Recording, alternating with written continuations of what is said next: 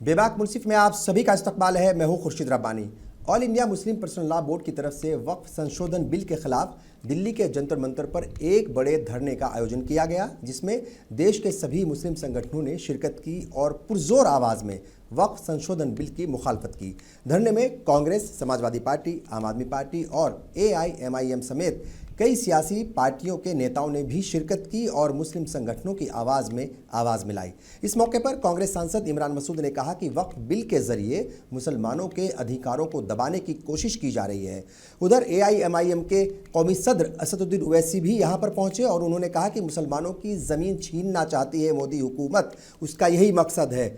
वे हमें लड़ाना चाहते हैं मगर हम उनकी बातों में नहीं आएंगे और उन्हें कामयाब नहीं होने देंगे, ये ओवैसी साहब ने कहा। समाजवादी पार्टी की तरफ से धर्मेंद्र धर्मेंद्र यादव पहुंचे थे, सांसद हैं ये, और इस मौके पर उन्होंने कहा कि मैं आप लोगों को यकीन दिलाने आया हूं, अखिलेश यादव की तरफ से ये यकीन दिलाता हूं कि समाजवादी पार्टी आखिरी सांस तक इस बिल के खिलाफ आपके साथ खड़ी है, वो लड़ाई लड़ती रहेगी। उधर जंतर मंतर पर हिंदू कार्यकर्ताओं का भी प्रदर्शन हुआ। हिंदू कार्यकर्ता मुस्लिम पर्सनल लॉ बोर्ड के प्रदर्शन के खिलाफ ही प्रदर्शन करने पहुंच गए थे। हिंदू संगठनों के मुताबिक देश संविधान से चलेगा, विपक्ष ये क्या ड्रामा कर रहा है, उन्हें सरकार की बात सुननी चाहिए, ये हिंदू संगठनों की हिदायत थी मुस्लिम पर्सनल लॉ बोर्ड के लिए। साथ ही बीजेपी की तरफ से भी वक्फ संशोधन बिल के खिलाफ हुए प्रदर्शन पर बयान आया है। बीजेपी के कौमी तर्जुमान प्रदीप भंडारी ने कहा कि all India Muslim personal law board जो है वो उसने ये साबित कर दिया है कि वो कांग्रेस की बी टीम है और ये भी स्पष्ट कर दिया है कि वह भारत की एकता और अखंडता के लिए खतरा है। आज बेबाक मुनसिफ में हम चर्चा इसी मुद्दे पर करेंगे और वक्फ संशोधन बिल के खिलाफ मुस्लिम संगठनों की जो ये एकता थी, एकजुटता थी, इसके क्या मायने, इस पर हम चर्चा करेंगे। आज के प्रदर्शन से सरकार पर क्या कुछ फ़र्क पड़ेगा, इस पर भी हम चर्चा करेंगे। और इस पर चर्चा करने के लिए कई खास मेहमान हमारे साथ जुड़ चुके हैं। मैं इनका तारुफ करा दूँ। नवेद हामिद साहब हैं, मजलिस मुशावरत से आपका ताल्लुक़ है, आपका इस्तकबाल है। इनके अलावा सलीम मोहम्मद इंजीनियर साहब भी हमारे साथ हैं, जमात इस्लामी हिंद से हैं आप। और डॉक्टर खालिद रज़ा खान साहब सीनियर जर्नलिस्ट भी हमारे साथ जुड़ चुके हैं। तमाम मेहमानों का इस्तकबाल करता हूं। और सलीम मोहम्मद इंजीनियर साहब, पहला सवाल आप ही से। जिस तरीके से आज दिल्ली के जंतर मंतर पर all India Muslim personal law board की कॉल पर तमाम मुस्लिम तंजीमें एकजुट हुई, इकट्ठा हुई और पुरजोर आवाज़ में मुखालफत की वक्फ संशोधन बिल की, आज के इस धरने प्रदर्शन के क्या मायने हैं, क्या कुछ जो है इसका असर होगा और क्या हुकूमत पर ये जो भी आज कुछ हुआ जंतर मंतर पर, इसका दबाव बनेगा हुकूमत पर? अगर सरकार समझदारी से काम लेना चाहती है तो सरकार को आज जो प्रोटेस्ट हुआ है इससे प्रॉपर मैसेज लेना चाहिए। और हम तो पहले भी कहते रहे हैं कि प्रदर्शन की नौबत नहीं आनी चाहिए थी, लेकिन चूंकि सरकार के इरादे ऐसे लग रहे हैं कि वो आगे बढ़ना चाहती है, इस कानून को लाना चाहती है, बावजूद इसके कि पूरे मुल्क में इसका विरोध हो रहा है और पूरे मुल्क का मुसलमान सारी तंजीमें मुत्तहिद हैं और सबने बार बार हुकूमत को यही कहा है कि ये बिल जो है ये वक्त को कमजोर करने वाला, वक्त के कंसेप्ट को नुकसान पहुंचाने वाला और मुसलमानों की जो रिलीजियस राइट्स हैं उनको जो राइट्स संविधान में दिए गए हैं उन राइट्स को ये करटेल करता है, उनको कमजोर करता है। लिहाजा हम उम्मीद करते हैं कि सरकार समझदारी से काम लेगी और इस बिल को वापस लेगी, हम ऐसी उम्मीद करते हैं। और नवेद हमीद साहब क्या कहेंगे? नवेद हामिद साहब, आपके पास मैं आऊँगा, क्या कुछ कहेंगे? आज का जो धरना प्रदर्शन हुआ, एक बड़ा मैसेज इसका ज़रूर गया होगा और क्या लगता है, क्या हुकूमत पर कुछ असर होगा, मोदी हुकूमत पर? चूँकि वो तो पहले ही फैसला एक तरीके से मन बना चुकी है कि उसको करना क्या है, और जिस तरीके से मुस्लिम तमाम जो संगठन थे उनकी एकजुटता दिखी, तमाम एक प्लेटफॉर्म पर नज़र आए, पुरजोर आवाज़ में वक्फ संशोधन बिल के ख़िलाफ़ जो है वो एक तरीके से वो नज़र आए और कई पॉलिटिकल पार्टियों के लोग भी वहाँ पर मौजूद थे। क्या मायने हैं आज के इस धरने प्रदर्शन के? बहुत स्ट्रॉन्ग जाना चाहिए तो सरकार को तो वो उसका संज्ञान ले, लेकिन जब एडमेंट एक टेक्नोलॉजी है जो संविधान को नहीं मानती है और संविधान को अपने पैरों तले रोलना चाहती है और मेजोरिटेरियन पॉलिटिक्स को वो हेट्रेड की पॉलिटिक्स को आगे बढ़ाना चाहती है, तो उस पर कितना असर होगा मैं डाउट। अभी 2 दिन पहले अक़वाम मुत्तहिदा यूनाइटेड नेशन हिंदुस्तान के भारत के परमानेंट रिप्रेजेंटेटिव इस्लामोफोबिया पर जो एक सेशन हो रहा था उस पर गुफ्तगू करते हुए वहां पर साफ तौर पर ये भारत का मौक़िफ़ दोहराया कि वो इस्लामोफोबिया के खिलाफ है और हुकूमत हिंद का ये वाज़े मौक़िफ़ है कि किसी भी मुल्क में वहाँ रहने वाले तमाम शहरियों को बराबर के हुकूक मिलने चाहिए। ये दस्तूर भी उन्होंने बात की थी, लेकिन जब आप मुल्क के अंदर निगाह डालेंगे तो आपको ये महसूस होगा कि इस्लामोफोबिया अपनी चरम सीमा पर इस वक्त मुल्क के अंदर है और वक्त संशोधन आप समझ लीजिए कि ये साल है, चाहते हैं कि wish to bulldoze the constitutional values of the Indian constitution और उसकी बुनियाद जो है, उसकी जड़ जो है, उसके पीछे जो मकसद है वो इस्लामोफोबिया को इंस्टीट्यूशनलाइज करना है जी। इसमें बहुत वाज़े अंदाज में ये बात जरूरत है कि ये लड़ाई पॉलिटिकल लड़ाई है, ये लड़ाई रिलीजियस लड़ाई से ज्यादा पॉलिटिकल लड़ाई है। जो भारत के दस्तूर ने 1950 में एक लंबे अरसे के डेलिब्रेशन के बाद यहाँ की अक़लियतों को जो हुकूक दिए थे उनको बुलडोज करने के खिलाफ आवाज आने की लड़ाई है।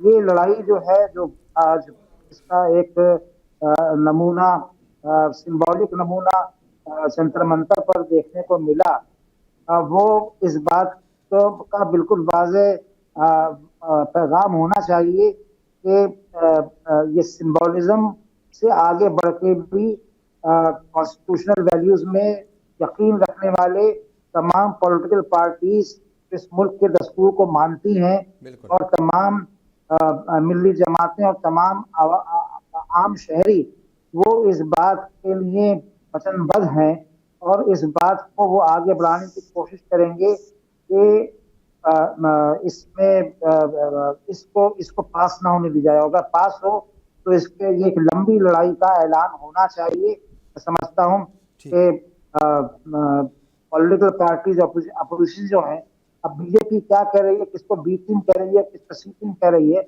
मैं उस डिबेट में नहीं जाऊंगा। ये कि ये कॉन्स्टिट्यूशन को बचाने की अगर कोई आवाज उठाएगा तो किसी की बी टीम नहीं है, वो सब भारत ए टीम में शुमार हैं। बी टीम वो है जो भारत के दस्तूर को बदलना चाहती है, तो बदलने वाले बी टीम है, भारत के जो दस्तूर को कायम रखना चाहते हैं वो ए टीम। ठीक, तो ये अहम बात है और मैं समझता हूँ कि ये जो इस्लामोफोबिया का आप इसको बहुत सारी चीजों को आप इसको जोड़ के देखना पड़ेगा। आप अभी जो वेपनाइजेशन ऑफ द फेस्टिवल्स हो रहा है, त्योहारों का जो एक तरीके से वो बिल्कुल जंग का ऐलान के तौर पर इस्तेमाल होता है। होली में अभी 2 दिन पहले क्या हुआ, मस्जिदों के ऊपर आप तिरपाल लगाएंगे, ये इस्लामोफोबिया, ये वही चीज है। हर वो चीज जो इस्लामी शायर में शुमार होती है, जो मुसलमानों को दस्तूरी हक देती है, उन दस्तूरी हक को छीनने का एक ये अमल है। उस पूरे पैराए में एक बड़े कैनवस पे हमें चीजों को देखने की जरूरत है। ठीक है। डॉक्टर खालिद रजा खान, आप कैसे इस आज का जो भी ये एक बड़ा एक कार्यक्रम था, all India Muslim personal law board की कॉल पर तमाम तंजीमें जो हैं वो मिली और समाजी तंजीमें जो हैं वो इकट्ठा हुई थी, मजहबी तंजीमें भी थी, कई सारे सियासी रहनुमा भी वहाँ पर पहुँचे थे। ओवरऑल किस तरीके से, पहला सवाल मेरा ये है कि कैसे आप इस आज के धरने प्रदर्शन को देख रहे हैं और ये क्या एक बड़ा मैसेज देने में आज का जो भी प्रोग्राम था ये कामयाब रहा? जी, आज का जो ये प्रोटेस्ट और धरना था, ये यकीनी तौर पर एक बड़ा मैसेज देने में कामयाबी हासिल हुई है all India Muslim personal law board को। जितनी बड़ी तादाद में मुसलमान वहाँ इकट्ठा होकर, उन मुसलमानों के साथ जो कुछ सिविल सोसाइटी के लोग थे वो भी मौजूद थे, तो ये एक मैसेज तो बड़ा है। हुकूमत के कानों पर जूं रेंगेगी या नहीं, इसको ये सर्टेन नहीं है, क्योंकि एक तरफ जंतर मंतर पर धरना प्रदर्शन हो रहा था वक्फ बिल अमेंडमेंट बिल 2024 को लेकर, दूसरी तरफ जो जेपीसी के चेयरमैन हैं जगदम्बिका पाल उनका बयान आ रहा था ठीक उसी वक्त के खुशामद सियासी कशमकश और मुल्क को गुमराह करने के लिए की जा रही है ये जो मुखालफत की जा रही है हुकूमत इसके जरिए, अपोजिशन के जरिए और जो मुस्लिम पर्सनल लॉ बोर्ड के जरिए। तो ये जब जगदम्बिका पाल, जिनको एक मॉडरेट लीडर समझा जाता रहा है, उनकी शबीह एक मॉडरेट लीडर वाली बीजेपी में रहने के बावजूद, चूंकि वे बीजेपी से पहले समाजवादी पार्टी में भी रह चुके हैं, तो इसलिए ये माना जाता है कि मुसलमानों के लिए उनके जो बयानात होंगे या उनका जो स्टैंड होगा वो सॉफ्ट होगा या एक्सेप्टेबल होगा। लेकिन उनका जब ये बयान आता है तो यह समझा जा सकता है कि हुकूमत का रवैया क्या होगा। बिल्कुल उसी वक्त ये बयान आ रहा था। तो ये बिल तो पास कर लेगी हुकूमत, लेकिन तारीख जब लिखी जा रही होगी तो ये भी उस वक्त लिखा जाएगा कि उस वक्त इसकी बड़ी तादाद में मुखालफत हो रही थी। हिंदुस्तान की अपोजिशन पार्टियों के साथ साथ ये एक सिविल सोसाइटी के लोग और मुसलमानों का एक बड़ा तबका बहुत बड़ी तादाद में इसकी मुखालफत में खड़ा हुआ था और इसको एक्सेप्ट नहीं कर रहा था। हुकूमत अपने जोर पर इसको जरूर, मुझे लगता है, ये पास करवा लेगी। जो नंबर का गेम है पार्लियामेंट में, अब ये नायडू साहब और इन पर डिपेंड करता है, नीतीश कुमार और चिराग पासवान की पार्टी पर, कि वो क्या स्टैंड लेते हैं। उन्होंने अभी तक all India Muslim personal law board के जरिए भी अभी आज की मीटिंग में और उससे पहले चंद दिन पहले यानी 5-6 दिन पहले उन्होंने जब प्रेस कॉन्फ्रेंस की थी इस प्रोटेस्ट धरना से मुताल्लिक, तो उस समय भी हम लोगों ने सवाल किया था कि क्या आपकी कॉन्क्रीट बातचीत हो पाई है उनसे, इन तीनों पार्टियों के रहनुमाओं से। तो उन्होंने कहा कि हाँ, मुलाकात हुई है, लेकिन ये बात उन्होंने, जिसको कहते हैं हिंदी में, आश्वासन नहीं दिया है, कोई यकीन दहानी नहीं कराई है कि वो पार्लियामेंट में जब बिल पास हो रहा होगा तो इसकी मुखालफत में खड़े होंगे। ये उन्होंने दो टूक अल्फाज में नहीं बोला है और उन्होंने कहा कि हाँ, हम इस पर देखते हैं, इस पर सोचते हैं। मुस्लिम पर्सनल बोर्ड ने यही तमाम जो पत्रकार मौजूद थे, तमाम जो प्रेस कॉन्फ्रेंस में इससे पहले जो उन्होंने कहा था कि यही बात, यही उनका मौकिफ है। तो इससे अंदाजा लगाया जा सकता है कि अगर उनकी क्या सियासी मजबूरी है, अगर वो साथ आते हैं तो कुछ सूरत और होगी और साथ नहीं आते हैं तो कुछ और सूरत होगी। बिल्कुल ठीक है। सलीम इंजीनियर साहब, मैं आपके पास आऊँगा। देखिए, ऐसा बहुत कम देखने को मिलता है कि कोई प्रोटेस्ट करे, कोई तंजीम या कुछ लोग, और उस प्रोटेस्ट की मुखालफत में कुछ और लोग आ जाएं सामने वाले आपको प्रोटेस्ट से रोकने के लिए और उसकी मुखालफत में। तो यानी जो आपका आईनी हक है वही आपसे छीनने की कोशिश हो रही है, ये बात अभी आई है। आप इसको किस तरह से देख रहे हैं? क्योंकि ये तो मतलब पहली बार ऐसा देखने को मिला मोटे तौर पर, अक्सर ऐसा नहीं होता, मोटे तौर पर ऐसा नहीं होता। मगर क्या ये इस्लामोफोबिया है या मुसलमानों से दुश्मनी इस कदर बढ़ गई है कि आपको अब वो इस लायक भी नहीं मानते कि आप जो है अपनी बात को कहने के लिए कोई एक जगह पर इकट्ठे हो जाएं, जंतर मंतर या किसी और जगह पर? तो इसको किस तरीके से आप देख रहे हैं और ये कितना खतरनाक है? जी, सही फरमाया आपने कि पिछले 10 सालों से जिस तरह के एलिमेंट्स इस मुल्क को ड्राइव कर रहे हैं और नफरत का एजेंडा जिस तरह से मुल्क में आगे बढ़ाया जा रहा है, और ये जो एलिमेंट्स हैं जो एक नफरत का एजेंडा लेकर पूरे समाज में और पूरी सियासत में काम कर रहे हैं, तो ये मुल्क के लिए बहुत ही अफसोसनाक है। और मैं समझता हूँ कि ये हुकूमत की जिम्मेदारी है कि तरह के एलिमेंट्स को कंट्रोल करना हुकूमत की जिम्मेदारी है। लेकिन अगर हुकूमत खुद इनकी कुछ पनाही और सरपरस्ती करने लगे तो मैं समझता हूँ कि एक दिन ऐसा आएगा कि ये एलिमेंट्स जो है वो किसी के काबू में नहीं रहेंगे। लिहाजा ये मुल्क के लिए और मुल्क की सियासत के लिए बहुत ही खतरनाक रुझान है कि इस तरह के जो प्रोटेस्ट होते हैं उसके खिलाफ प्रोटेस्ट करने की कोशिश जो होती है। लेकिन मैं ये समझता हूँ कि ये जो सरकार की जिद पर अड़ी हुई है और सरकार भी ऐसी एजेंडा को आगे बढ़ा रही है कि इस चीज से मुसलमान कमजोर होता हो या मेजोरिटी लोग को कंसोलिडेट करने के लिए ये बताने की कोशिश हो रही हो कि देखो हमने मुसलमानों को कितना दबा दिया है, हमने मुसलमानों को कितना कमजोर कर दिया है, ये बताने की जो होड़ लगी है, ये इस मुल्क के लिए बहुत ही खतरनाक है। और ये वक्त अमेंडमेंट बिल जो है उसकी है क्यों बहुत सारी चीजें मुल्क में हाँ। बराबर हो रही हैं। तो हम समझते हैं कि हुकूमत को चाहिए कि वो समझदारी से काम ले और इस मुल्क को दस्तूर के मुताबिक, आइन के मुताबिक, कॉन्स्टिट्यूशन के मुताबिक चलाया जाना चाहिए। और इस तरह से ये जो चीजें कॉन्स्टिट्यूशन को कमजोर करने की और कॉन्स्टिट्यूशनल स्पिरिट को एक तरह से चोट पहुंचाने की जो कोशिशें इस बिल के जरिए की जा रही हैं, तो वो इस मुल्क के सिर्फ मुसलमानों के लिए नुकसानदेह नहीं होंगी, बल्कि ये जो प्रेसिडेंस बनेगा ये आगे बहुत ज्यादा मसाइल पैदा करेगा। वो मसाइल पूरे मुल्क के लिए बड़े मसाइल होंगे। जब डेमोक्रेसी कमजोर होगी, कॉन्स्टिट्यूशन कमजोर होगा, तो फिर इस मुल्क के लिए बहुत ज्यादा पेचीदा मसाइल पैदा होंगे। ये हमारा मशवरा और हमारा रास्ता यही है कि वो फिरका परस्त और एजेंडा को आगे बढ़ाने के बजाय वो इस मुल्क को एकजुट रखने और डेमोक्रेटिक वैल्यू के मुताबिक इस मुल्क को चलाने की कोशिश करें और इस बिल को वापस ले। ये हमारा मुतालबा शुरू से रहा।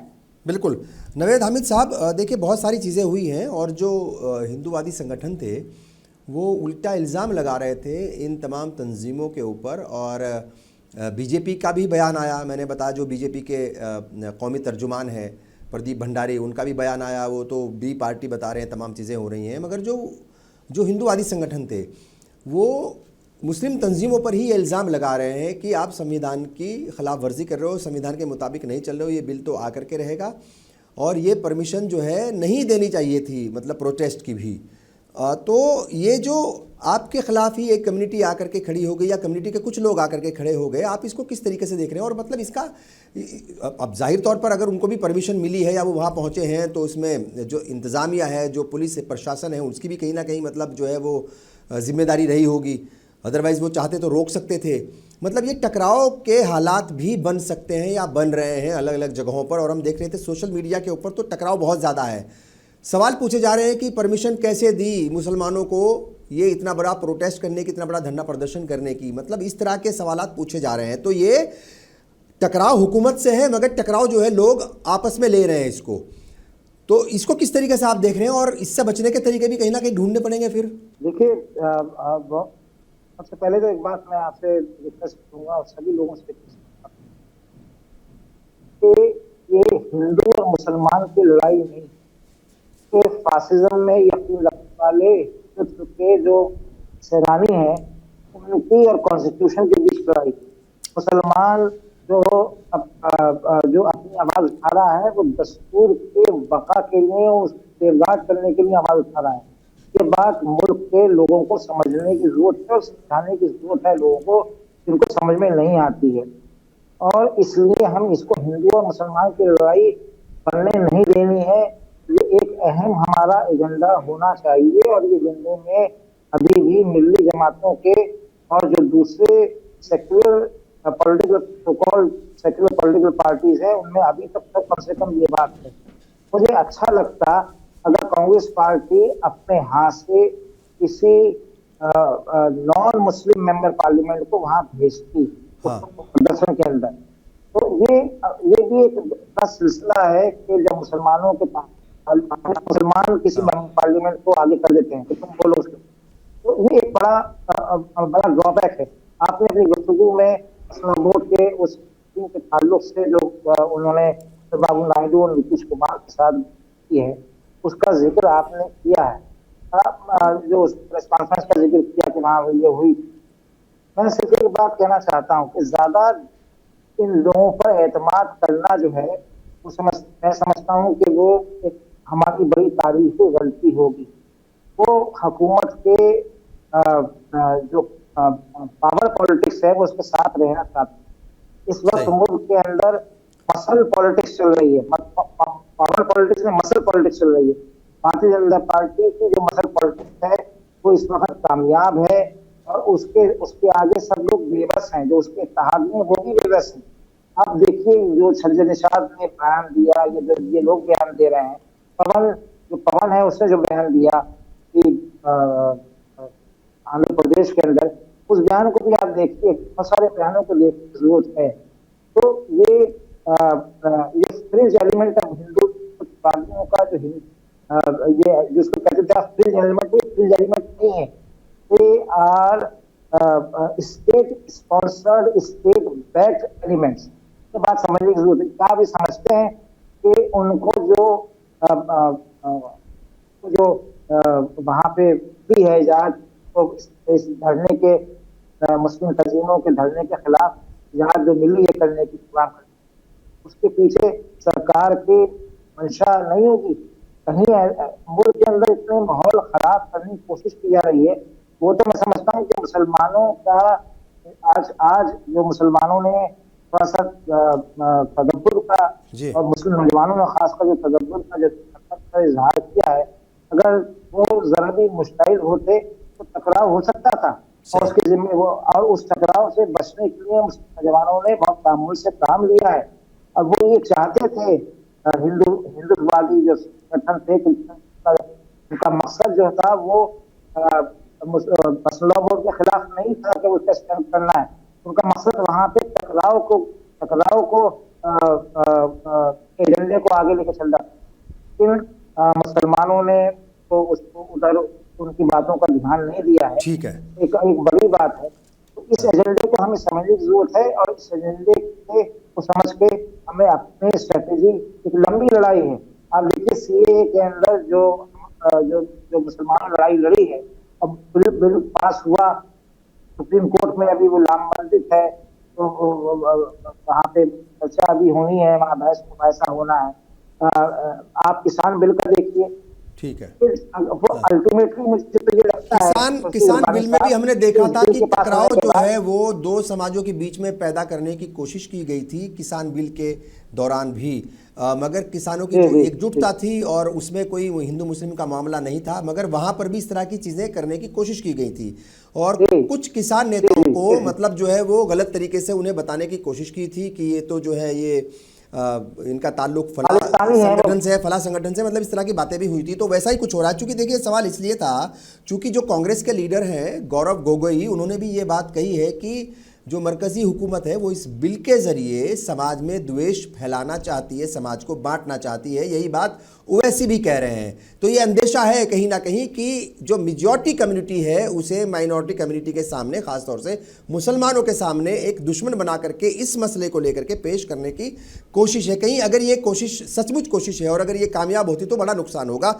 इससे बचने पर काम करने की ज़रूरत है। डॉक्टर खालिद रज़ा, कैसे आप देख रहे हैं, चूँकि ये जो अंदेशे जताए जा रहे हैं और बड़े लीडर्स की तरफ से ये बयान आ रहे हैं कि ऐसा करने की कोशिश हो रही है मरकजी हुकूमत की तरफ से, द्वेष फैलाने की कोशिश है, टकराव पैदा करने की कोशिश है, जबकि ये टकराव आम हिंदू से नहीं है या सिख या ईसाई या फिर किसी दूसरी कम्युनिटी से नहीं है, ये लड़ाई हुकूमत से है। तो इस बात को समझना और समझाना बहुत ज़रूरी है और ये बात मेजॉरिटी कम्युनिटी को समझाना ज़रूरी है कि ये लड़ाई आपकी नहीं है, ना आपसे है, कोई लेना देना नहीं है इसका ताल्लुक जो है वो मुसलमानों की प्रॉपर्टीज़ से है, उनके वक्फ बिल से है या उनकी वक्फ प्रॉपर्टीज़ से है और शरई मसला भी है, और ये लड़ाई अगर है तो हुकूमत से है। जी, ये मामला हिंदू मुस्लिम का मामला है ही नहीं। जिस तरह से इसको सोशल मीडिया पर प्रोजेक्ट करने की कोशिश की जा रही है, या कुछ जो फ्रिंज एलिमेंट्स हैं, जो हिंदुत्ववादी तंजीमें हैं कुछ, जो वो इसको प्रोजेक्ट करने की कोशिश कर रहे हैं, ये सीधा मुसलमानों का शरई मामला है। और जो हुकूमत से जो भी इसका मामला है वो हुकूमत से मामला है, या टकराव के जो मामला है वो हुकूमत से वो मामला है। तो अब कुल मिलाकर के इसको एक बात बीच में पहले क्लियर कर दूं कि कांग्रेस, नवेद हामिद साहब बोल रहे थे कि वहां कांग्रेस को अपने non Muslim member of parliament को भेजना चाहिए था, तो आपने उनके अलावा वहां पप्पू यादव भी मौजूद थे। पप्पू यादव को ये कहा जाए कि वो इंडिपेंडेंट एमपी हैं, लेकिन वो कांग्रेस की ही हिमायत करते रहे हैं। तो ये दो लोग वहां पर कांग्रेस की जानिब से चेहरा थे। अब रहा ये मामला कि हिंदू मुस्लिम का मामला नहीं है, इसको खामखा तूल देने की कोशिश की जा रही। जिस तरह से जंतर मंतर पर बिल्कुल जहां पर धरना चल रहा था all India Muslim personal law board का, उसके बिल्कुल पास में, उसके बिल्कुल बगल में कुछ, बहुत ज्यादा तादाद में तो नहीं थे, लेकिन कुछ हिंदूवादी तंजीमें जो फ्रिंज एलिमेंट थे वो जरूर डिस्टरबेंस क्रिएट करने की कोशिश कर रहे थे। जो वो मुतालबा कर रहे थे कि इन लोग मुसलमानों को या मुस्लिम पर्सनल लॉ बोर्ड को परमिशन कैसे मिली, तो हमारा सवाल ये है हुकूमत से और इंतजामिया से और पुलिस से कि डिस्टरबेंस क्रिएट करने वाले को कैसे इजाजत मिली।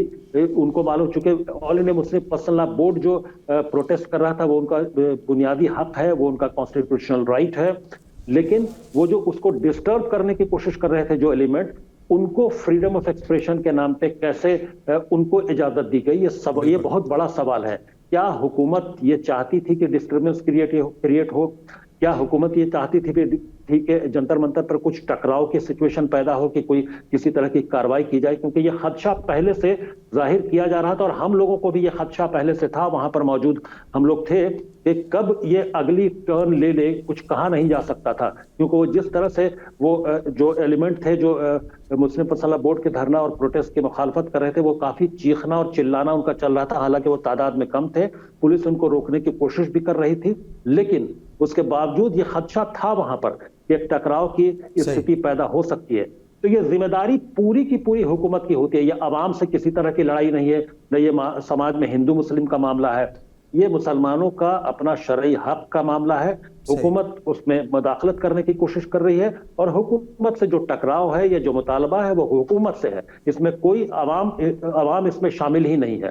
तो इसलिए इसमें ये क्लैरिटी होनी चाहिए। हम तमाम लोगों को ये संदेश, ये मैसेज देना चाहिए समाज में कि कोई बेजा कमेंट भी ना करे सोशल मीडिया पर, इसको इशू ना बनाया जाए, क्योंकि ये हिंदू मुसलमान का मसला है ही नहीं। बिल्कुल सही है, बिल्कुल सही है। और इस बात को समझने की और समझाने की ज़रूरत है, समझाने की भी ज़रूरत है, क्योंकि हम देख रहे थे कि सोशल मीडिया पर कमेंट्स बाजी जो है वो लगातार चल रही है, एक के बाद एक पोस्ट आ रही हैं और कई जिम्मेदार चैनल्स के लोग जो हैं मतलब वो अपनी अलग अलग तरह की प्रतिक्रिया दे रहे हैं, मतलब और सवाल वही उठा रहे हैं कि आखिर मुसलमानों को, इन तंजीमों को इजाज़त किसने दी। तो जाहिर तौर पर ये हिंदू जो संगठन है इस तरह के जो मतलब जो है इंतशार फैलाने की कोशिश कर रहे हैं, उन्हें रोकने की जिम्मेदारी हुकूमत की है, पुलिस की है, प्रशासन की है, मगर कहीं ना कहीं जो सिविल सोसाइटीज़ हैं वहाँ पर ये मैसेज जाना बेहद ज़रूरी है, उनको समझाना ज़रूरी है कि ये मसला है क्या। और सलीम मोहम्मद इंजीनियर साहब, मैं आपके पास आऊँगा, क्या लगता है आपको, चूँकि देखिए ये वक्फ बिल के ऊपर, ये वक्फ संशोधन बिल जो है इसके ऊपर बहुत सारी बातें हो चुकी हैं, इसके एतराज़ात के ऊपर भी बात हो चुकी है कि ये एतराज़ है और इसको जाहिर तौर पर एक्सेप्ट नहीं करेगा मुस्लिम तबका। ये मुस्लिम समाज जो है पहले ही कह चुका है, सारे संगठन के लोग कह चुके हैं, सारे लीडर्स इस बात को कह चुके हैं, मगर ऐसे भी लोग हैं मुस्लिम समाज के अंदर ही जो इसकी हिमायत में भी आते हैं। कई बार जो है वो लोग मस्जिदों से आते हैं, कई बार दरगाहों से आते हैं, कई बार खानकाहों से आते हैं, कई बार पॉलिटिकल पार्टी से आते हैं, अलग अलग जगहों पर। हमने देखा पिछले दिनों वो बाकायदा जा कर के बड़े बड़े मतलब बीजेपी के लीडर्स के साथ और जो वज़ीर हैं उनके साथ हिमायत में खड़े रहते हैं, अपने बयान देते हैं। तो कम्युनिटी के अंदर भी कहीं ना कहीं थोड़ा सा मतलब जो है इस चीज़ को लेकर के, हो सकता है कि वो तादाद बहुत कम हो मगर तादाद तो है। तो दो महाज पर कम से कम काम करने की जो है वो जो संगठन है, जो तंजीमें हैं, जिसने भी इसको मतलब एक तरीके से लीड किया है या लीड कर रहे हैं, उन्हें 2-3 महाज पर काम करने की ज़रूरत है और वो शायद उस पर करेंगे भी। एक तो जो सोशल मीडिया है इसका एक अपना बड़ा रोल है नफ़रत और गलतफहमी फैलाने में। आपको क्या लगता है कि सोशल मीडिया के ऊपर किस तरीके से तंजीमों को मतलब अपने लोगों के ज़रिए सही ज़बान में, सही तरीके से लीगल वे में वो जवाब देने की ज़रूरत है, या फैक्ट्स और फिगर्स के साथ मतलब लोगों को बताएं कि ये मसला है क्या असल में? क्योंकि बात यही है कि गलतफहमियाँ इतनी ज़्यादा हैं कि वो टकराव मुसलमानों के साथ ही एक तरीके से इसको देखा जा रहा है, माना जा रहा है। इन महाज पर खास तौर से काम करने की ज़रूरत है। एक महाज सोशल मीडिया का है, इसमें कोई शक नहीं है, बहुत अहम महाज है और इस पर आवाम में बेदारी लाने की, आवाम को सही बात पहुंचाने की और गलत बातें वक्फ के बारे में लाए जा रहे हैं, उनका सही जवाब देने की जरूरत है। तो एक महाज ये है जिस पर बहुत मजबूती से काम करने की जरूरत है। और दूसरा सियासी महाज है, जो सियासी लोग हैं, जो अपोजिशन पार्टीज के लोग हैं, जाहिर है वो तो बराबर कोशिश में है और उनमें से बड़ी तादाद जो है इस बिल के खिलाफ आवाज भी उठा रही है। लेकिन जो लोग अलायंस में हैं, एनडीए के साथ जो लोग हैं, उनके इरादे जरा कमजोर नजर आते हैं। हाँ। लिहाजा उस पर भी काम किया गया है, किया जा रहा है कि उनको ये बताया जाए कि अगर उसमें पास हो जाता है तो इन पार्टियों के बारे में मुसलमानों में जो तस्वीर बनेगी वो उनके लिए बहुत नुकसानदेह होगी। ये बात भी उनको समझाने की कोशिश हो रही है। और तीसरा जो महाज है वो समाजी महाज है।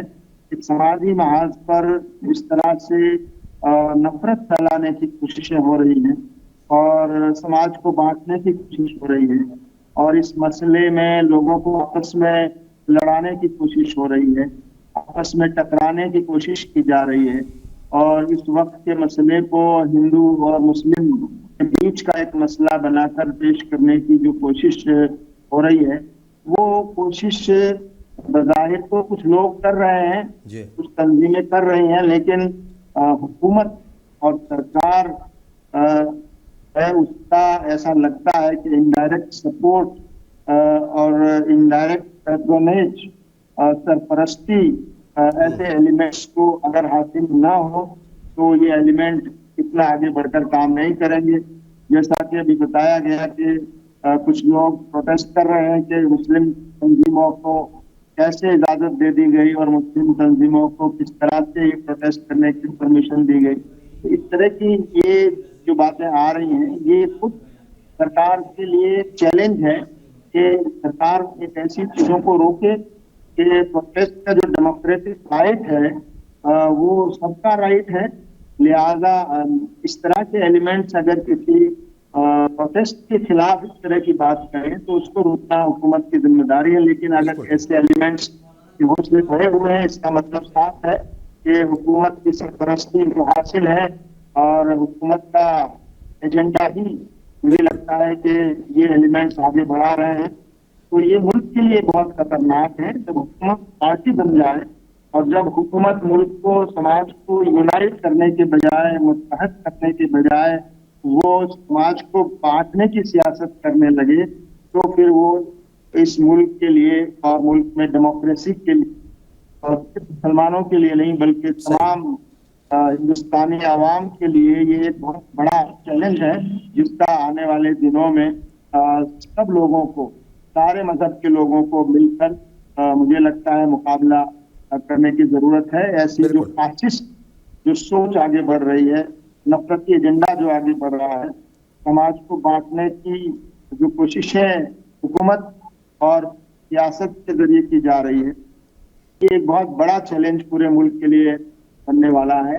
तो इसके लिए मुझे लगता है कि मुसलमानों को कोशिश करनी होगी कि तमाम दूसरे मजहब के लोगों के साथ मिलकर उनको एतमाद में लेकर और इस ज़हनियत और इस मानसिकता के जो नुकसान हैं मुल्क के लिए, उन नुकसान को वाज़ेह किया जाए और मुल्क को बड़े खतरे से बचाने की कोशिश करने की जरूरत महसूस होती है। और चौथा जो फ्रंट है वो लीगल फ्रंट है।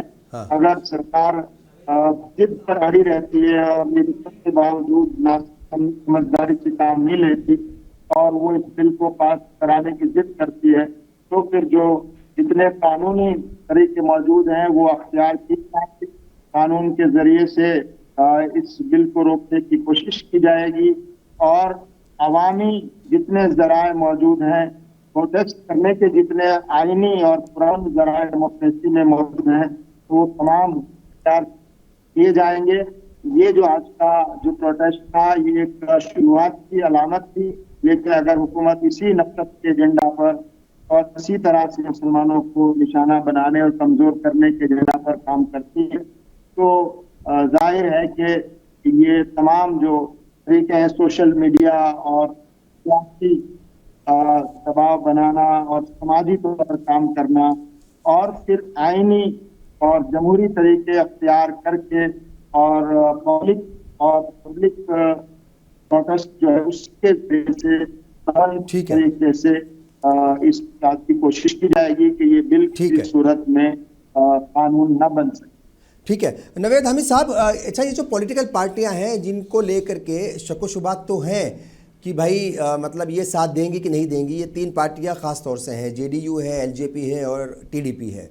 आपको उम्मीद है कुछ, क्या आखिरी उम्मीद की किरण कोई नज़र आती है कि आखिरी वक्त में जो है इनका रवैया बदल जाएगा? क्योंकि ये तीनों पार्टियां अगर चाह लेंगी तो ये बिल फिर पार्लियामेंट में, लोकसभा में रुक जाएगा, राज्यसभा में भी रुक जाएगा। फिर किसी भी शख्स को पेसिमिस्ट नहीं होना चाहिए और जी उम्मीद रखनी चाहिए, लेकिन पॉलिटिकल कंपल्सन्स ऐसे हैं, लगता है कि वो बहुत कम ऐसी उम्मीद है कि वो इस दस्तूरी गैर दस्तूरी अमल के खिलाफ को सवाल उठाएं, क्योंकि वो सब इतने फंसे हुए हैं इक़्तिदार के चाशनी में, वो इतने फंसे हुए हैं कि इक़्तिदार वो छोड़ना नहीं चाहते। और एक बात और हमने समझने की कोशिश की है कि मुल्क के अंदर ये पार्टी पैगाम पहुंचाने को कामयाब हुई है कि वो मेजॉरिटी कमेटी के इंटरेस्ट का वो सेफ गार्ड कर रही है, और बहुत अरसे के बाद 1000 साल के बाद। लेकिन ये कितनी देर रहेगा अभी कह नहीं सकते हैं। अभी कल ही मैं एक रिपोर्ट पढ़ा जो मुस्लिमों को, सिविल सोसाइटी को, पॉलिटिकल पार्टीज अपोजिशन जी काम कर रही हैं, लेकिन मुस्लिम तंजीमों को, सिविल सोसाइटी को इस पर भी एक लाए अमल बनाने की जरूरत है। सरकार के जो इकोनॉमिक फेलियर हैं, जिससे ध्यान भटकाने के लिए सब वो ये बातें कर रही है, वो उस पर काम करे और उसको अवामी तौर के ऊपर लोगों को, आवाम को, जनता को उससे बावर कराए। हमारे, जैसे मैंने आपसे कहा अभी, हमारे खालिद साहब ने जो बात कही कि ये मजहबी हुकूक के ऊपर ये हमला है, मैं इसको बस आगे मैं उस पर कहता हूँ, जो शुरू में कहा था, अर्ज किया था कि ये सिर्फ मजहबी हुकूक के ऊपर हमला नहीं है, ये कॉन्स्टिट्यूशन पे हमला भी है। एक सिक्के के दो रुख हैं कि बज़ाहिर तो मसल पॉलिटिक्स करके ये कॉन्स्टिट्यूशन में तब्दील करना चाहते हैं, लेकिन वो इस्लामोफोबिया की चाशनी जो है उसमें वो शामिल है। तो ये इसको हमें दस्तूरी लड़ाई के तौर पे ज्यादा पेश करना है कि दस्तूर में दिए गए जो मुसलमानों से वादे थे, और जो शहरियों से वादे थे, आहिस्ता आहिस्ता वो सब शहरियों से कभी किसी से, कभी किसी के, कभी किसी के हुकूक को छीनने की कोशिश की जा रही है, छीना जा रहा है। तो ये दस्तूरी लड़ाई को हमें आगे रखना है, और जो मजहबी दस्तूर में ही तो है ना, मजहबी हमारे हुकूक जो हैं, दस्तूरी का पार्ट तो है ना वो। तो दस्तूर की लड़ाई को हमें इसको लोगों को बावर कराना है। और संजीव साहब ने भी बात कही, मैंने भी पहले शुरू में बात कही थी कि ये तो लड़ाई का अभी दुगुर बजा है। अभी ये पास अगर हो जाएगा तो एक लंबी लड़ाई की जरूरत है। आइंदा लाहे अमल क्या होगा, मैं बस एक जुमले में आपसे, मैं आपके प्रोग्राम के जरिए मैं मुस्लिम कायद से और मुसलमानों से ये अपील करना चाहता हूँ कि अगर ये बिल पास खुदा हो जाए तो पूरी लड़ाई तो सुप्रीम कोर्ट में जो 60 साल से ऊपर जो हमारी आबादी है, हमारे लोग हैं, हमारे साथी हैं, उनको सड़क पे उतरना चाहिए। अच्छा, डॉक्टर खालिद रजा साहब भी हमारे साथ है। देखिए, चूंकि 3 पार्टियां हैं और 3 में एक सभी की अपनी अहमियत है।